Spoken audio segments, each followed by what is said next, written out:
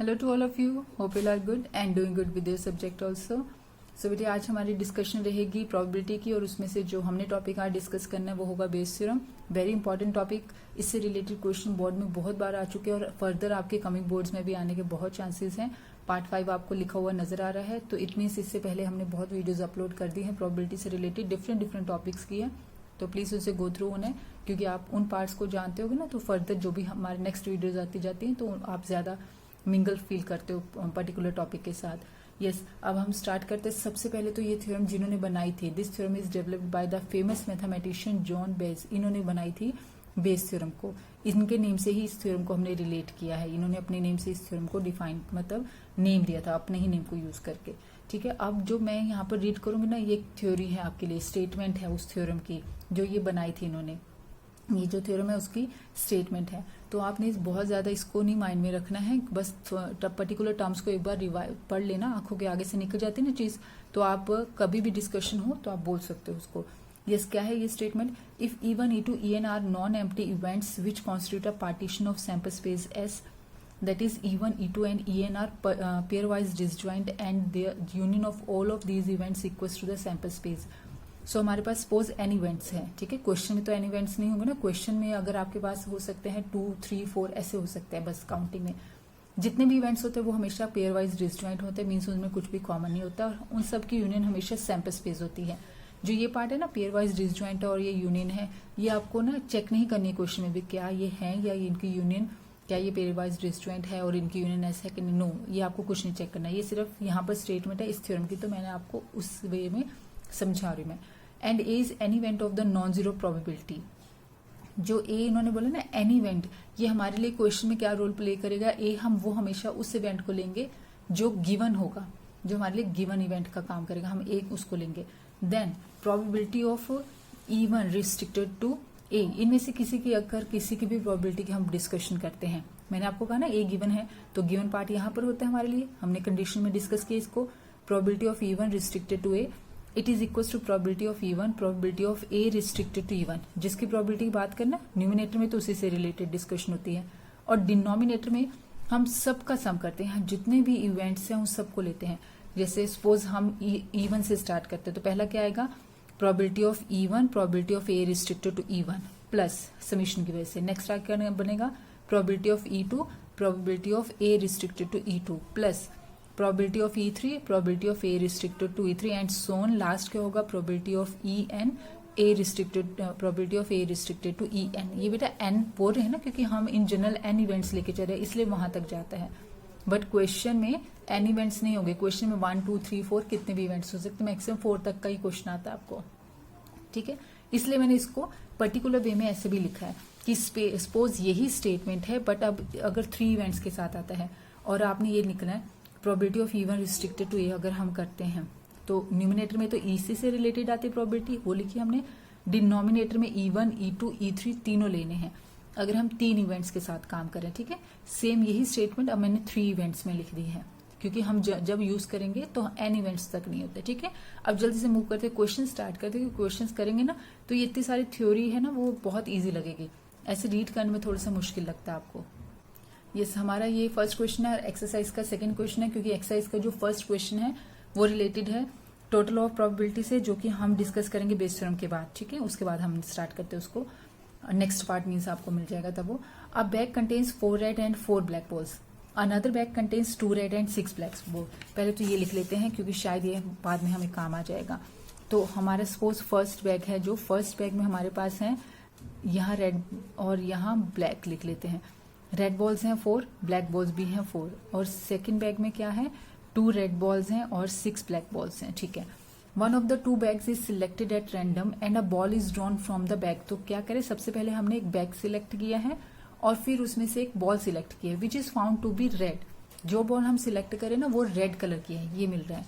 Find the probability that the ball is drawn from the first bag. इस चीज की हमने प्रोबेबिलिटी फाइंड आउट करनी है कि जो बॉल हमने निकाली है वो किस बैग में से निकाली है? फर्स्ट बैग में से। तो अभी मैंने जो हमने अभी डिस्कशन की थी, मैंने आपको बताया था हम E1 जनरली उसको ले लेंगे, जैसे E1, E2 बनते नहीं इवेंट्स, E1 हम जनरली उसको ले लेंगे जो हमें फाइंड आउट करना है। आपकी विषय बेटा आप कोई भी नेम रख सकते हो, किसी का भी E1, E2 आप किसी को भी ले सकते हो, बट यस हम थ्रू आउट जितने भी डिस्कशन करेंगे इवन हम बोलेंगे जो हमने फाइंड आउट करना है। तो क्या हमने फाइंड आउट करना है? Ball is drawn from the first bag. जो आपकी ये रेड बॉल आई है ना, ये किस बैग में से आई है? रेड बॉल वो फर्स्ट बैग में से आई है। देखो आप ना स्टेटमेंट को अगर ध्यान से समझोगे, आप बैग ले रहे हो उसके बाद आप बॉल ले रहे हो, और वो कह रहे हैं कि हम जब बैग ले रहे हैं वो बॉल रेड कलर की, ये आपको गिवन पार्ट है, ये हम एक डिफाइंड चीज है। गिवन का मतलब कभी भी कोई भी न्यूमेरल नहीं होगा, मीन्स काउंटिंग में कुछ नहीं होगा। वो गिवन का मतलब कुछ ना कुछ लैंग्वेज होगी। जैसे हमें यहाँ गिवन है कि हमारी बॉल क्या है, रेड कलर की हमें मिली है, बट प्रोबेबिलिटी किस चीज की निकालें? Ball is drawn from the first bag. अब जो ये बॉल है वो फर्स्ट बैग में से आई है। कैसे आएगी बॉल फर्स्ट बैग में से? अगर हम फर्स्ट बैग को सिलेक्ट करेंगे, तो हमने यहाँ इवेंट्स के नेम दे दिए कि E1 क्या है? Selection of first bag, E2 हो जाएगा सिलेक्शन ऑफ सेकंड बैग, ठीक है, क्योंकि अदर टर्म्स भी आपने लिखनी है। जितनी भी पार्टीशन हमने बनाई था ना, E1 E2 E3 क्या होंगे? पार्टीशन, मतलब जितने पॉसिबल कंडीशंस है, जितने पॉसिबल केसेस है, सब लेने हैं। तो E1 हो गया सिलेक्शन ऑफ फर्स्ट बैग। इसके अलावा क्या हो सकता था? क्या ऑप्शन थी कि सेकंड बैग भी आ सकता है ना। E2 हो जाएगा सिलेक्शन ऑफ सेकंड बैग। और ए हमेशा क्या होगा? जो आपको गिवन होगा। हमें क्वेश्चन में क्या गिवन है कि जो बॉल है, drawn ball is of red colour, ठीक है, drawn ball is of red colour, ये हमें गिवन है। ठीक बेटा, तो अब हमारा बेस थ्योरम का जो फॉर्मूला होता है वो लिखते हैं, और जो ये कंडीशन है ना, इसको बीच में हम यूज करते हैं क्वेश्चन के अकॉर्डिंग। अब बेस थ्योरम का फॉर्मूला 2 इवेंट्स के साथ तो वो ऐसे बन जाएगा, probability of E1 restricted to A equals to probability of E1, probability of A restricted to E1, probability of E1 A restricted to E1, probability of E2 A restricted to E2, क्योंकि 2 तक ही हैं। अब 1 by 1 हम इनकी probabilities को भी लिखेंगे। अब हमें पता है probability of E1, probability of E1 में तो फर्स्ट बैग। अब बेटे अगर आपके पास है ही 2 बैग, तो दोनों की probability, किसी की probability निकालेंगे तो वो तो 50-50% हुई ना, मीन्स 1/2। ऐसी probability of E2 हो जाएगा, सेकेंड बैग की probability भी हो जाएगी 1/2। अब ये तो हमें मिल गई, बट ये जो पार्ट है A रिस्ट्रिक्टेड टू E1 और A रिस्ट्रिक्टेड टू E2, ये हमने फाइंड आउट करना है ना। पहले हम इनको लैंग्वेज में डिस्कस करते हैं, ये है क्या चीज है। Probability of A restricted to E1, ये होता क्या है? हमेशा इसको ये देखना, बैक से रीड करो। E1 क्या था? सिलेक्शन ऑफ फर्स्ट बैग, और A क्या है? Drawn ball is of red colour. Means ये किस चीज की प्रोबेबिलिटी बनी? Probability of drawing red ball when first bag has been selected. मतलब अगर फर्स्ट बैग सिलेक्ट होता है, अगर फर्स्ट बैग सिलेक्ट हो गया है, तो उसमें से रेड बॉल की प्रोबेबिलिटी, फर्स्ट बैग में कितनी रेड बॉल्स हैं? 4, टोटल कितनी बॉल्स हैं? 8, तो इसमें जो रेड बॉल की प्रोबेबिलिटी होगी वो कितनी हो जाएगी? 4/8। ये आपको लिखी हुई यहाँ नजर आ रही है, ठीक है। Now probability of A restricted to E2, ये क्या हो जाएगा कि आप ये इस चीज को रीड करोगे कि अब आपका सेकंड बैग सिलेक्ट हुआ है, और आपने एक प्रोबेबिलिटी किस चीज की निकालनी है? Drawn ball is of red colour. तो ये क्या बन गया? Probability of drawing red ball given second bag has been selected. ये हमें गिवन है कि सेकंड बैग सिलेक्ट हो चुके हैं, अब आप रेड बॉल की प्रोबेबिलिटी निकालो। तो सेकंड बैग में रेड बॉल्स देखनी है, वो कितनी है? 2। तो क्या प्रोबेबिलिटी बनी? 2/8, फेवरेबल अपॉन टोटल 2/8, ठीक है। बस आगे अब तो हमने वैल्यूज पुट करनी है। इसकी वैल्यू 1/2, इसकी वैल्यू कितनी आई है? 4/8, again 1/2, 4/8। Probability of E2 is 1/2, probability of A restricted to E2 is 2/8। सब वैल्यूज पुट कर देना है, और कैलकुलेशन के बाद हमें मिलेगा 2/3 एज आर आंसर, ठीक है ना। क्वेश्चन ज्यादा इजी है, वो जो स्टेटमेंट है ना थ्योरम की, वो ऐसे नहीं बहुत उसके अकॉर्डिंग कुछ नहीं ऐसे मूव करती है ना, बस आपको एक फॉर्मूला मिल गया ना, उससे हम करेंगे। अब और क्वेश्चंस करते हैं, आप और कंफर्टेबल फील करोगे फिर। Yes, in answering a question on a multiple choice test, a student either knows the answer or guesses. अब आपके पास 2 ऑप्शन चल रही हैं कि या तो आपको आंसर पता है, या वो स्टूडेंट को आंसर पता है, या वो गेस कर रहा है। Let 3/4 be the probability that he knows the answer. वो आंसर को जानता होगा, इसकी प्रोबेबिलिटी है 3/4, and 1/4 be the probability that he guesses. वो गेस करेगा, इस चीज की प्रोबेबिलिटी कितनी है? 1/4। Assuming that a student who guesses at the answer will be correct with the probability 1/4। अगर वो स्टूडेंट गेस करता है और गेस करके आंसर सही हो जाएगा, इसकी प्रोबेबिलिटी कितनी है? 1/4। What is the probability that the student knows the answer? इस चीज को हमने फाइंड आउट करना है, तो ये तो हमारा बनेगा E1, क्योंकि हमने फाइंड आउट करना है। Given that he answered it correctly, ये गिवन है, और गिवन क्या बन जाता है? A। चलिए अब लिखते हैं। E1 क्या हो गया जो फाइंड आउट करना था? ये था the student knows the answer, the student knows the answer. अब सेकंड ऑप्शन क्या थी? या तो आंसर को जानता है, या फिर वो क्या कर रहा है? गेस कर रहा है। स्टूडेंट गेसेस द आंसर, ये हो गया E2। और ए क्या है जो गिवन है, गिवन क्या है, he answered it correctly, means answer is correct भी लिख सकते हो, सेम यही लैंग्वेज भी लिख सकते हो या ऐसे भी, ठीक है। अब अगर हम बेस थ्योरम के फॉर्मूले से मूव करेंगे तो यही बनेगा probability of even restricted to A, तो उसके अकॉर्डिंग तो ये हमारा फॉर्मूला ऐसा हो गया, कुछ बेस थ्योरम के अकॉर्डिंग फॉर्मूला ये हो गया। अब जल्दी से हम लिख लेते हैं ये प्रोबेबिलिटी जो जो वो हमें बोल रहे हैं। Probability of even, student knows the answer. चलिए बेटा, अब नो आंसर को जानने की प्रोबेबिलिटी कितनी है, 3/4, तो प्रोबेबिलिटी ऑफ इवन तो होगी 3/4। गेस करने की प्रोबेबिलिटी उन्होंने हमें कितनी दी थी, गेस करने की प्रोबेबिलिटी थी ये 1/4 भी the probability that he guesses, तो प्रोबेबिलिटी ऑफ E2 तो हो गया 1/4, ठीक है। ये हमने यहाँ लिख दी दोनों प्रोबेबिलिटी। अब पहले हम देखते हैं ये लैंग्वेज में ये क्या बनता है, ए रिस्ट्रिक्टेड टू इवन। इसको अगर हम देखते हैं, मैंने आपको कहा है ना कि आपने हमेशा बैक से रीड करना है। ये क्या है कि आप student knows the answer, A क्या है, आंसर इज करेक्ट, मीन्स ये लैंग्वेज क्या बन गया, he answered correctly given that he knows the answer, उसने आंसर को सही दिया है और ये हमें गिवन था कि वो आंसर को जानता है। अब इसके लिखने हमने प्रोबेबिलिटी। अब ये तो 100% श्योर है कि अगर आप आंसर को जानते हो तो आप 100% आंसर को सही टिक करोगे, तो ये तो 100% चीज होगी, और जो चीज 100% होती है उसकी प्रोबेबिलिटी कितनी होती है, 1, तो इसकी तो होगी प्रोबेबिलिटी 1। अब आइए नेक्स्ट लैंग्वेज हम रीड करते हैं, ए रिस्ट्रिक्टेड टू E2। अब अगेन बैक से रीड करना, याद रखना हमेशा पहले बैक से रीड करो। E2 क्या है कि ही गेसेस आंसर, यहाँ पर है, और ए क्या है, ही आंसर इज करेक्ट, मीन्स वो आंसर को गेस कर रहा है और उसका आंसर करेक्ट है, तो ये हमारी बनी he answer correctly given that he guesses the answer. अब गेस करने पर आंसर करेक्ट हो इसकी प्रोबेबिलिटी उन्होंने हमें दी है क्वेश्चन में, और वो कितनी है, ये रहा, assuming that a student who guesses the answer will be correct with probability 1/4, तो गेस करने पर आंसर के करेक्ट होने की प्रोबेबिलिटी है 1/4, तो इसकी प्रोबेबिलिटी हमारे पास होगी 1/4। बस अब सब कुछ मिल गया। अब फॉर्मूले वैल्यू पुट कर देंगे, यहाँ होगा 3/4, इसकी वैल्यू हमारे पास है 1, सेम आ जाता है नीचे, इसकी वैल्यू हमारे पास 1/4 और इसकी वैल्यू कितनी है, अगेन 1/4। सारी वैल्यूज यहाँ पुट करनी है और कैलकुलेशन के बाद you will get your answer as 12/13। Calculation part बेटे मैं आप पर छोड़ रहे हैं, डाउट होगा तो आप मुझे बताओगे, फिर हम डिस्कस करेंगे उसको। चलो अब हम मूव करते हैं नेक्स्ट क्वेश्चन पर। यस, नाउ द स्टेटमेंट, ये है हमारी एक्सरसाइज का 5th question. Our laboratory blood test is 99% effective in detecting a certain disease when it is in fact present। मतलब अगर आपको डिसीज है तो 99% केसेस में ये पता चल जाएगा अगर डिसीज है। However, the test also yields a false positive result for 0.5% of the healthy person tested। Means अगर ये भी होता है कई बार कि अगर एक हेल्दी पर्सन का हम टेस्ट करते हैं तो 0.5% केसेस में क्या होता है कि टेस्ट गलत आता है, रिपोर्ट गलत आती है, ठीक है। ये उन्होंने इसी को लिखा हुआ 0.5% मीन्स ये बन जाएगा। If 0.1% of the population actually has a disease, कितने लोगों को एक्चुअली डिसीज है, 0.1%। What is the probability that a person has a disease, ये अपन फाइंड आउट करना है, तो यहां से बनेगा हमारा E1। Given that his test result is positive, ये गिवन है तो यहां से क्या होगा, ए बनेगा। चलो पहले हम लिखते हैं E1 क्या होगा, पर्सन, E1 आपका बनेगा यहां से पर्सन हैज द डिसीज, ये हमने फाइंड आउट करना है। E2 क्या होगा, इसके अलावा ऑप्शन क्या हो सकती है, person has not the disease या फिर पर्सन इज हेल्दी, ये इसको ऐसे भी लिख सकते हो। और आपको गिवन क्या है, his test result is positive, ये हमें गिवन है, तो ये हो गया हमारा ए।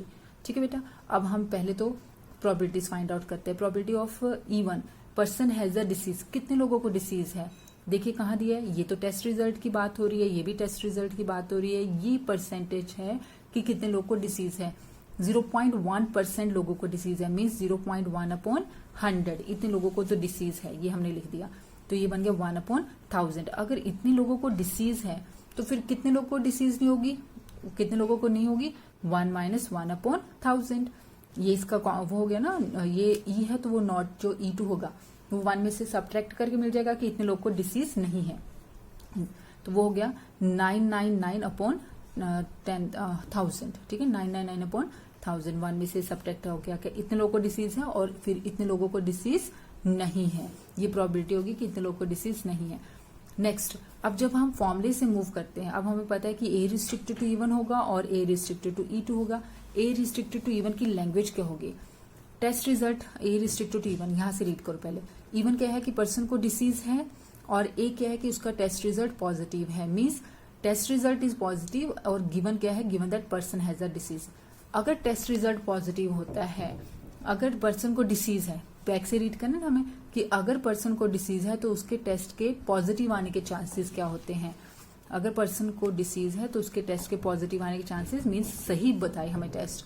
और ये था ना कि अगर डिसीज होती है, टेस्ट में क्या होता है 99% effective in detecting a certain disease when it is in fact present. Means अगर पर्सन को डिसीज है तो 99% केसेस में टेस्ट रिजल्ट भी क्या होता है इफेक्टिव, मतलब वो सही आंसर करता है।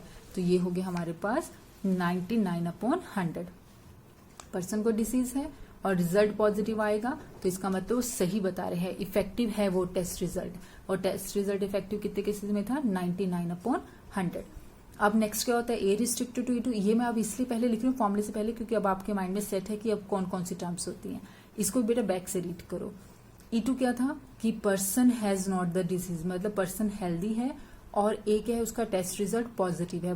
पर्सन हेल्दी है बट टेस्ट रिजल्ट पॉजिटिव है, मीन्स गलत दिखा रहे हैं ना वो। सो इसको लैंग्वेज में जब लिखेंगे क्या होगा, test result is positive given that person has not the disease, मतलब पर्सन को डिसीज नहीं है। तो पर्सन को डिसीज नहीं है और टेस्ट पॉजिटिव आ रहा है तो ये तो रॉन्ग दिखा रहा है। और कितने % केसेस में टेस्ट रिजल्ट रॉन्ग आता होता था, ये रहा वो। However, the test also yields a false positive result for 0.5% cases में गलत रिजल्ट आता था कि हेल्दी पर्सन को भी वो ये दिखाता था कि उसमें डिसीज है।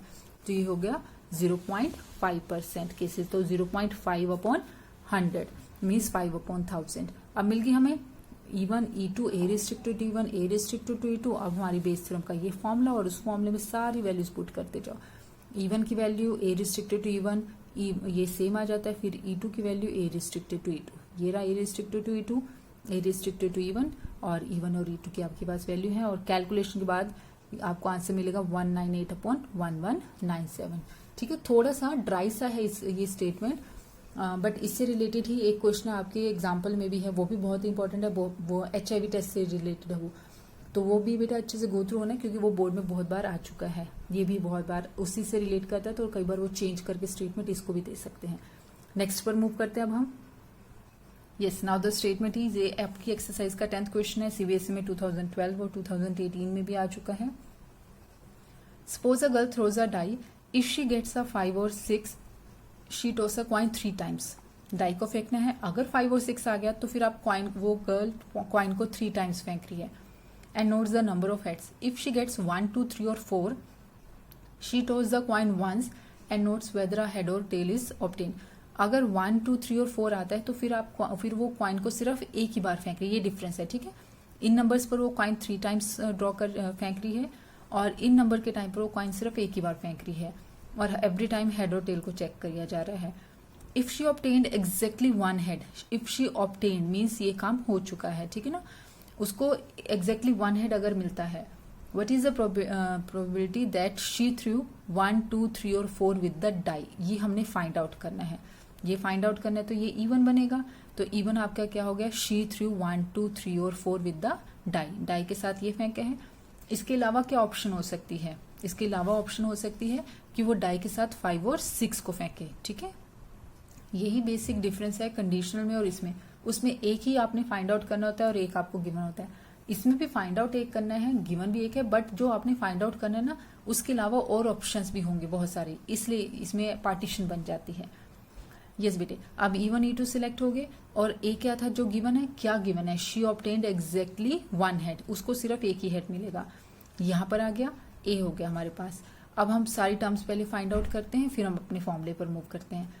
Probability of E1, she threw 1, 2, 3 और 4 विद द डाई। अब डाई में टोटल 6 नंबर्स हैं, इन 4 फेवरेबल हमारी इस टाइम 4 होगी इस केस में, तो क्या प्रोबेबिलिटी होगी 4/6। 1, 2, 3 और 4 फेवरेबल में आ गए, टोटल 6 है तो 4/6 which is 2/3। Probability of E2, she threw 5 और 6 विद द डाई। अब 2 है फेवरेबल, 5 एंड 6 और टोटल कितने हैं 6, तो 2/6 एंड द आंसर इज 1/3। ये हो गया E1 और E2। नेक्स्ट अब हम क्या करेंगे, A restricted to E1 find out करते हैं और फिर A restricted to E2 find out करते हैं। चलो अब पहले लैंग्वेज को करते हैं। ए रिस्ट्रिक्टेड टू E1, अभी भी मैंने आपको सिखाया कि बैक से रीड करना है, यहां से रीड करते हैं। अगर E1 क्या है, शी थ्रू 1, 2, 3 और 4 विद द डाई, और ए क्या है, शी ऑब्टेन्ड एग्जैक्टली 1 head। जब 1, 2, 3 और 4 आता है डाई पर, जब डाई पर 1, 2, 3 और 4 आता है तो वो क्वाइन को she toss a coin once, वो कॉइन को सिर्फ एक ही बार टॉस कर रही है, ठीक है। अब बेटी अगर आप कॉइन को एक बार टॉस करते हो तो कुछ ऐसी वाली आती है आपके सामने सिचुएशंस, जब हम कॉइन को एक बार टॉस करते हैं तो 1 के साथ भी हेड हो सकता है, टेल हो सकता है, 2 के साथ हेड टेल, 3 हेड टेल, 4 के साथ हेड टेल। सो टोटल कितने एलिमेंट्स हैं? 4, 8। ये टोटल कितने एलिमेंट्स हो गए? 8। अब इसमें एग्जैक्टली 1 हेड वाले कितने एलिमेंट्स हैं? एग्जैक्टली 1 वाले एलिमेंट है 1, 2, 3 एंड 4, ठीक है। तो फेवरेबल हो गए 4 एंड टोटल इज 8। मीन्स 1, 2 और 3 और 4 के साथ एग्जैक्टली 1 हेड आने के चांसेस क्या हैं? 4/8, ठीक है। तो ये प्रोबेबिलिटी आपके पास हो जाएगी 4/8 विच इज 1/2। यहां तक हो गया केस। अब नेक्स्ट करते हैं ए रिस्ट्रिक्टेड टू E2 करते हैं। ए रिस्ट्रिक्टेड टू E2 जब हम करेंगे, बैक से रीड करनी स्टेटमेंट जैसे कि आपको समझाया, इसको पहले रीड करोगे। E2 मतलब शी थ्रू 5 और 6 विद द डाई, 5 और 6 आए डाई पर, और ए मीन्स क्या था? She obtained exactly 1 head. अब जब डाई पर 5 और 6 हम फेंकते हैं तो उन्होंने क्वेश्चन में हमें ये बोला है कि जब 5 और 6 आता है, she toss a coin 3 times, मतलब 5 और 6 आने पर कॉइन को 3 टाइम्स टॉस किया जा रहा है। अब हमें पता है कि जब हम कॉइन को 3 टाइम्स टॉस करते थे तो कितने एलिमेंट होते हैं? तब हमारे पास ये होते थे, ये हमारे एलिमेंट होते हैं। ये मैंने आपके लिए लिखे हुए हैं। कॉइन को 3 टाइम्स टॉस करते हो ना, तो मैंने आपको सिखाया था बनाने के लिए 2 raised to the power 3 base element, power में जितनी बार आपने किया वो इक्वल टू 8 हो गया। तो आपके पास कितने हो जाएंगे? अब 8 आ गए ना, 8 का हाफ करेंगे 4 टाइम्स h 4 टाइम t, फिर 4 का half 2 times h 2 time t 2 time h 2 time t, फिर 2 का half 1 h t h t h t h t। तो ये 8 एलिमेंट्स बन गए। अब ये 8 एलिमेंट 5 के साथ भी होंगे और सेम यही 8 एलिमेंट 6 के साथ भी होंगे, क्योंकि आप 3 टाइम्स टॉस कर रहे हो ना, 3 टाइम्स आप कॉइन को टॉस कर रहे हो। तो इट मीन्स टोटल एलिमेंट्स कितने हो गए सैंपल स्पेस में? 16। अब इसमें से एग्जैक्टली 1 हेड वाले हो गए 1, 2 एंड 3। तो ये 3 एलिमेंट्स 5 के साथ भी काउंट होंगे और यही 3 एलिमेंट्स 6 के साथ भी काउंट होंगे। मीन्स 5 और 6 के साथ अगर हम फेवरेबल एलिमेंट्स देखेंगे तो वो कितने हैं? 6। 5 और 6 के साथ फेवरेबल एलिमेंट्स कितने हैं? 6, ठीक है। और टोटल एलिमेंट्स कितने हैं? 16। तो इसका मतलब जो ए रिस्ट्रिक्टेड टू E2 है उसकी प्रोबेबिलिटी क्या बनेगी? 6/16 विच इज इक्वल टू 3/8। बस अब हमें E1, E2, A restricted to E1, A restricted to E2 सब कुछ मिल गया। अब आप अपने फॉर्मूले में ये सारी वैल्यूज पुट करना जहां जहां जो है, और लास्ट आंसर आएगा 8/11। मेन है सही प्रोबेबिलिटी बनाना। जब आप निकाल लोगे फिर तो फॉर्मूला तो आपको अब अच्छे से माइंड में आपके सेट हो गया होगा, बस उसमें वैल्यूज पुट करके you will get your answer. फिर भी डाउट होगा तो प्लीज आप मुझे बताना, मैं आप वहां पर हम डिस्कस करेंगे कि क्या प्रॉब्लम फील कर रहे हो आप। यस बेटा, अब ये आपकी एक्सरसाइज का 12th क्वेश्चन और बहुत इंपॉर्टेंट है, 2010 2014 दोनों में आ चुका है। A card from a pack of 52 cards is lost from the 52 cards में से एक कार्ड गुम हो गया। From the remaining cards of the pack 2 cards are drawn and are found to be both diamond. अब जो रिमेनिंग कार्ड बचे, कितने कार्ड बचे होंगे रिमेनिंग? अगर एक कार्ड गुम हो गया तो 51। उन रिमेनिंग कार्ड्स में से आपने 2 कार्ड्स निकाले और वो कह रहे हैं वो दोनों ही डायमंड है।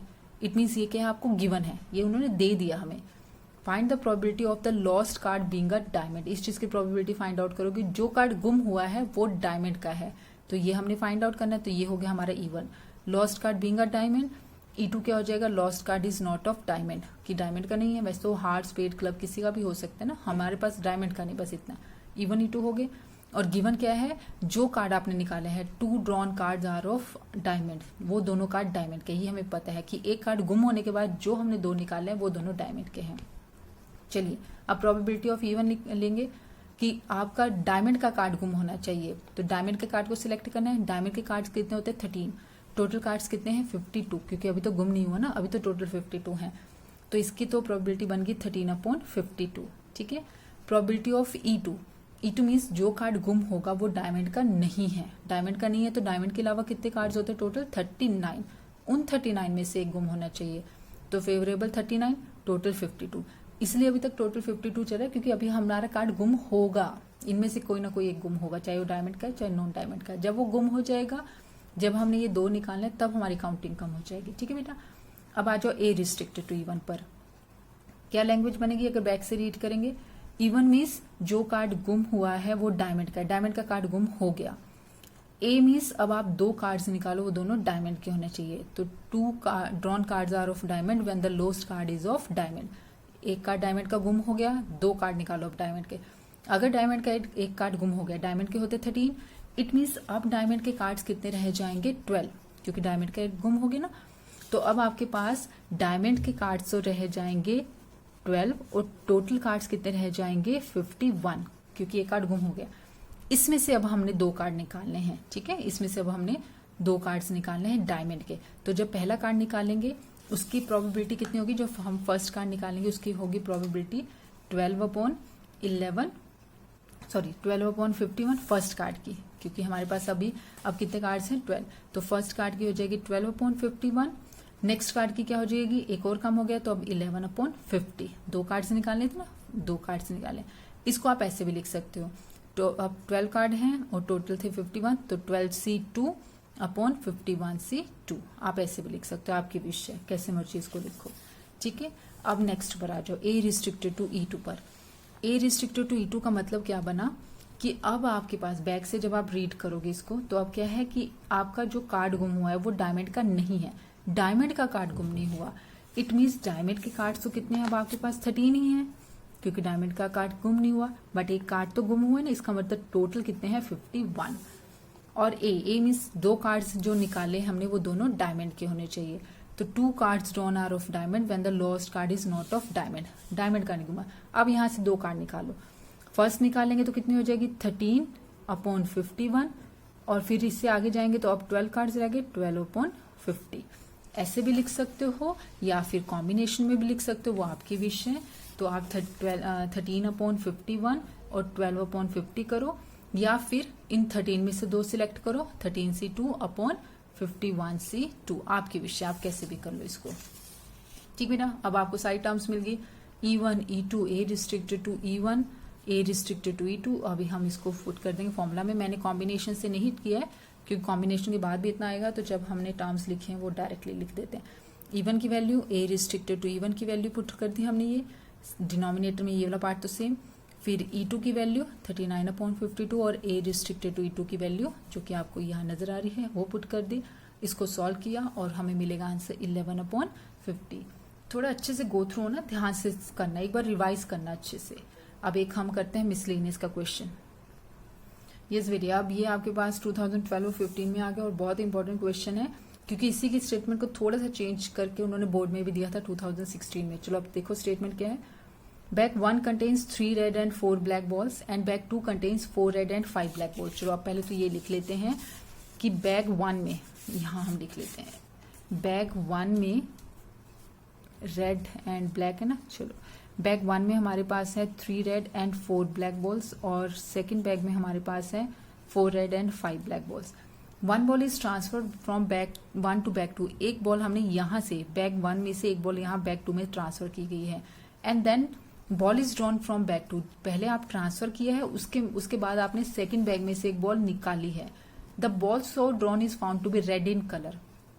ओके, पहले ट्रांसफर किया फिर बॉल निकाली, और जो बॉल आपने यहाँ से निकाली है वो किस कलर की है, रेड कलर की। तो ये हमें गिवन है, ये हमारा बनेगा A. Find the probability that the transferred ball is black.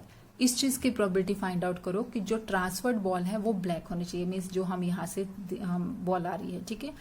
ये फाइंड आउट करना, तो ये होगा E1।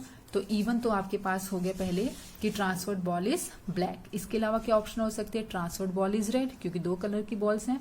और एक क्या था गिवन, गिवन क्या था हमें कि ball drawn from bag 2 is red, जो हमने बैग 2 में से बॉल निकाली वो क्या है, रेड कलर की।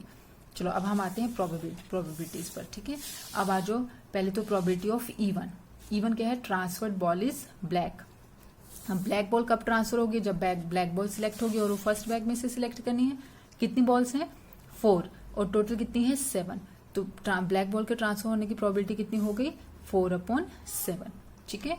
E2 क्या था, बॉल ड्रॉन इज रेड। अब रेड बॉल सिलेक्ट होनी चाहिए फर्स्ट बैग में से। कितनी है बॉल्स 3, टोटल कितनी है 7।